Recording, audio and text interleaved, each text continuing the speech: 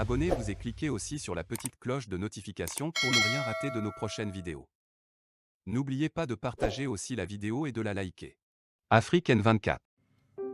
Albert, bonjour ou bonsoir, c'est selon Albert.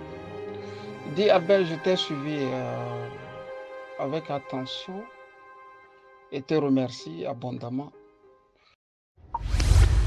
Allô, bonjour, c'est Albert. Je n'interviens pas souvent, mais les discussions de ces derniers jours concernant l'approche efficace pour le changement au Togo, je constate qu'il y a deux courants de pensée que nous voulons concilier forcément.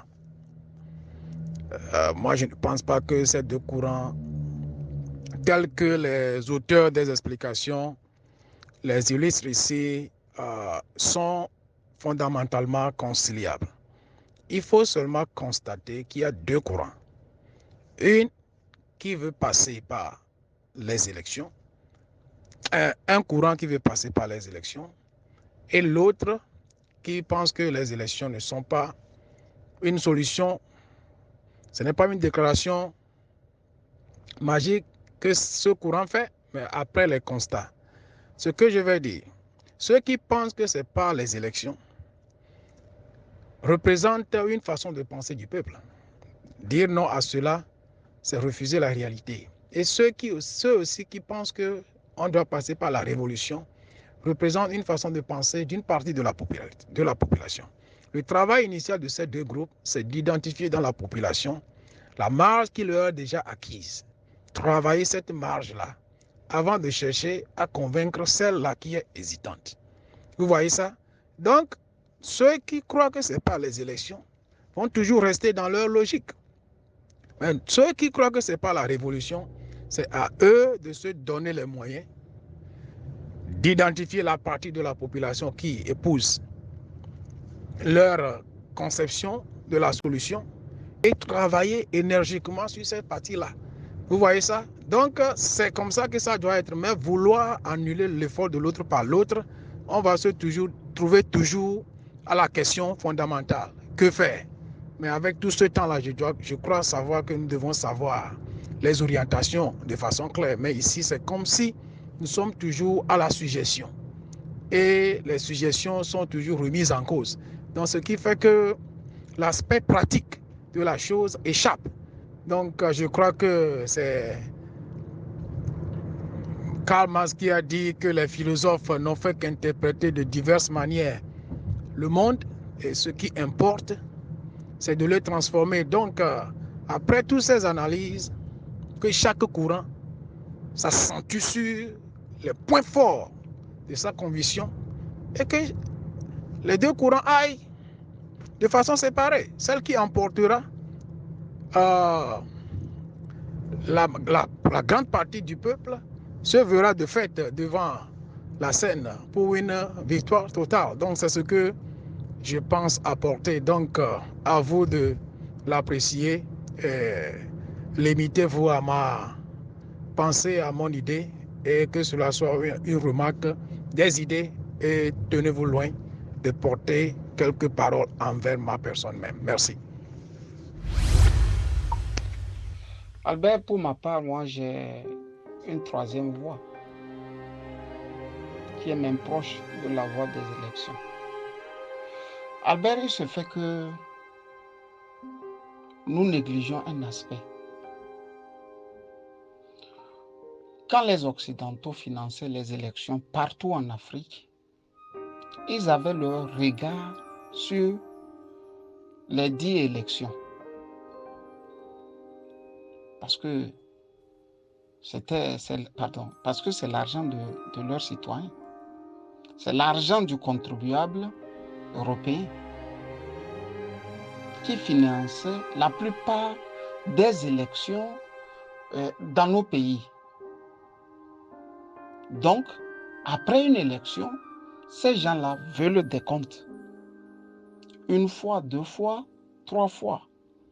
Ils ont toujours pris l'Union européenne de court parce qu'ils ont des relais plus que les oppositions en Afrique. Ça n'a toujours pas marché. Mais par endroits, des voix s'élevaient jusqu'au donateur. Et le donateur, c'est le citoyen européen. Puisque des gens, des voix travaillaient pour faire la démonstration aux peuples européens que votre argent est d'abord truqué, d'autant plus que les élections qui doivent sortir de vos contributions, c'est-à-dire de vos impôts, ont été toujours tronquées. J'ai vu des pages entières d'articles dans Le Monde, dans le journal Le Soir de Bruxelles, relever ce genre de choses. À un moment, les dictatures sous les tropiques ont compris que ça fait un peu trop. Ils ont sorti eux-mêmes leur propre système. Désormais, c'est eux-mêmes qui financent les élections. Donc, en finançant les élections, l'Union européenne n'a plus le regard. Donc, ils peuvent s'autoproclamer. À partir de ce moment, aller aux élections pour aller là, c'est très grave. Parce qu'eux, ils sont armés. Le peuple n'est pas armé. Quand les gens me parlent de révolution, moi, d'habitude, je ris. Je ris.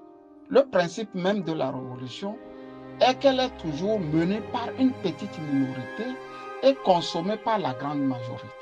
C'est ce que nous avons vu avec Tipi. Il a pris son parti, le PNP, il a travaillé un petit groupe et ça a pris. Je dis ça a pris. Moi, j'ai une anecdote pour cela. Le 14, je devrais quitter Lomé. Le 14 2017, je devrais quitter Lomé. Le 12, j'étais assis avec Baudelaire Lamvasso à GTR là-bas en train de prendre une bière. Quand les gens de Tipi manifestaient bruyamment, vraiment quand ils veulent faire leur démonstration, ils le font très bruyamment. Ils prennent 2 ou 3 voitures là, des bus, des minibus, et vraiment l'ambiance est bruyante. C'était une stratégie à eux. Donc, j'ai dit à M. Baudelaire Lamvasso, cette affaire-là, ça va prendre. Je me rappellerai toujours de sa phrase. Il m'a dit, Camus, tu sais, ils ont toujours fait ça. J'ai dit non, doyen, cette fois-ci, là, ça va prendre. Je ne sais pas pourquoi je le disais, mais j'avais la conviction que le peuple en avait marre. Je venais de retrouver le Togo après 20 ans, 22 ans. Donc, j'ai pris seulement un échantillon de 30 personnes et je me suis dit non, le pays là ne va pas. Ça ne va pas. Effectivement, le 19, ça a pris. Le 19, ça a effectivement pris. Pour vous dire que les gens pensent que ceux d'en face ne sont pas si intelligents que ça. C'est pour ça que tout le monde avance à la va-vite, révolution, révolution, révolution. Mais pourquoi Tipi fasse tout ça là? Il y a par exemple la loi Bojona. Ils ont sauté ça. Pourquoi Tipi fasse ce qu'il a pu faire là?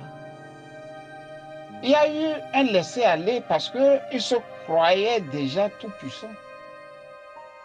Donc ils s'en foutaient. C'est le temps où les ministres sont au nord dans leur village et puis bon, parfois ils se moquent de toi. Dans leur discussion, il n'y a rien en face.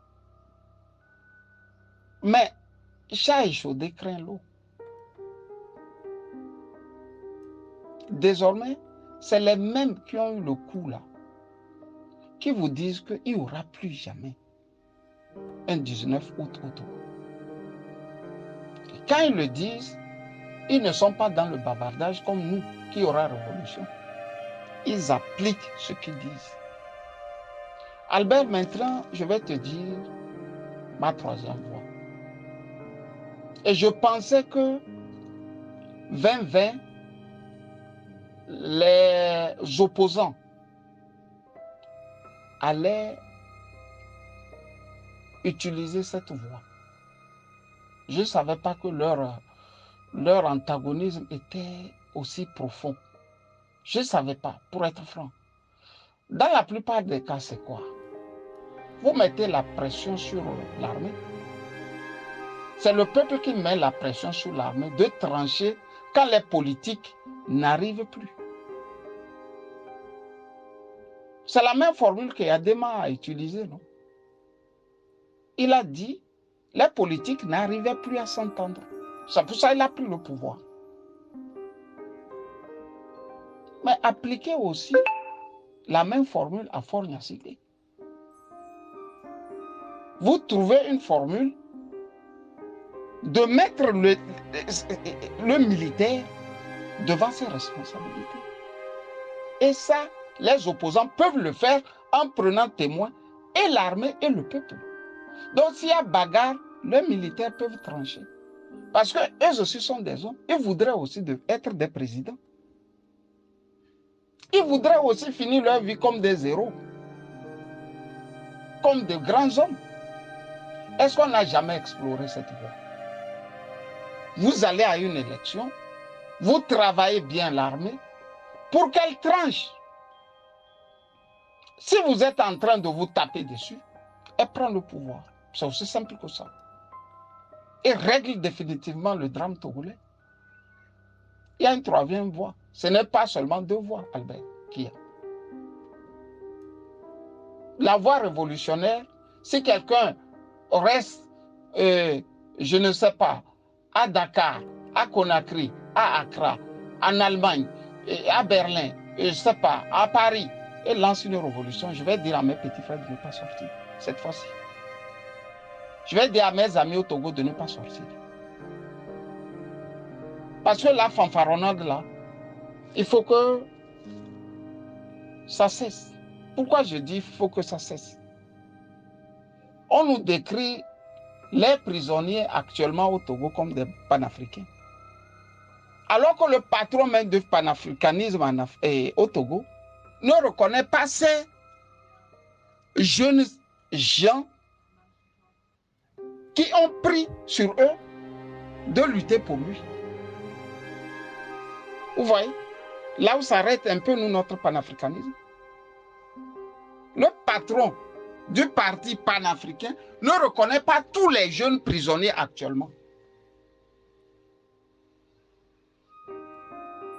Il ne les reconnaît pas.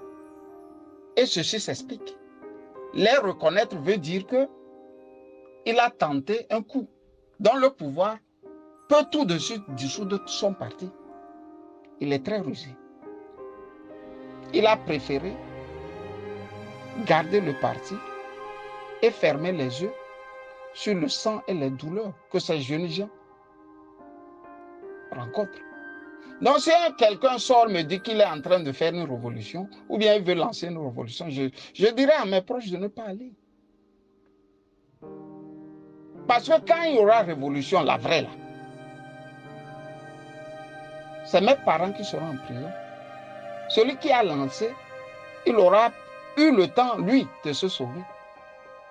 Alors que moi, à mon niveau, les vies se valent. Ma vie et la vie des autres Togolais sont les mêmes. Vous voyez? Albert, il y a beaucoup de pistes pour détrôner le pouvoir là. C'est que le Togolais est foncièrement mauvais. Il veut que le pays là soit comme ça. Si vous vous mettez à travailler à fond, vous arriverez à un point, l'armée n'en peut plus. Donc, elle va trancher lors d'une élection. Puisqu'on vous tapez dessus. C'est la tactique qu'un analphabète comme Eyadema a utilisée, non? Il a dit les opposants, les forces politiques ne s'entendaient pas. Pourquoi vous ne pouvez pas l'appliquer la même chose à son enfant? Vous aurez pu même appliquer la même chose à lui-même. C'est qu'on ne travaille pas. Il faut travailler l'armée. Il faut mettre la pression sur l'armée. Et ça, la société civile peut le faire. Les opposants peuvent le faire. On peut trouver aussi comme point de départ une élection pour clore définitivement le drame togolais. Les Maliens, c'est les élections législatives volées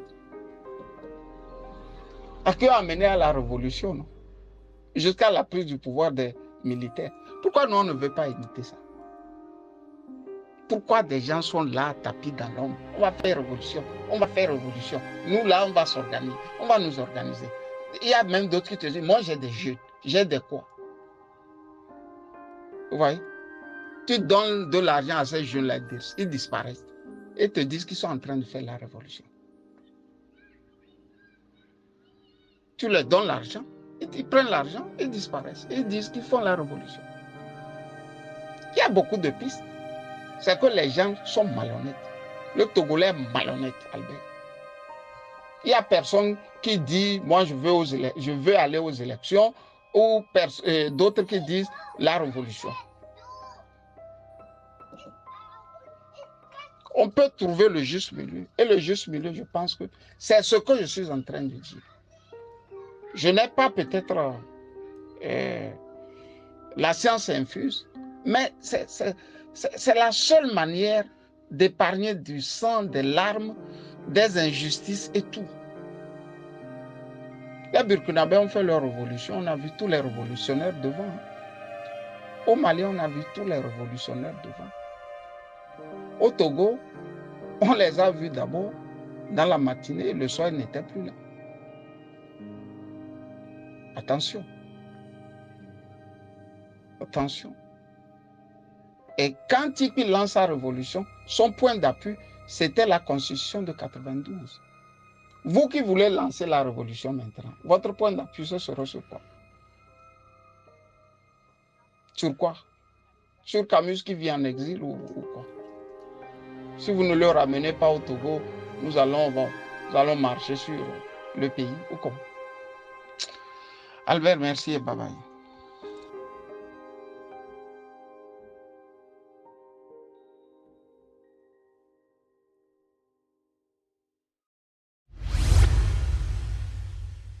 Likez la vidéo si ce n'est pas déjà fait.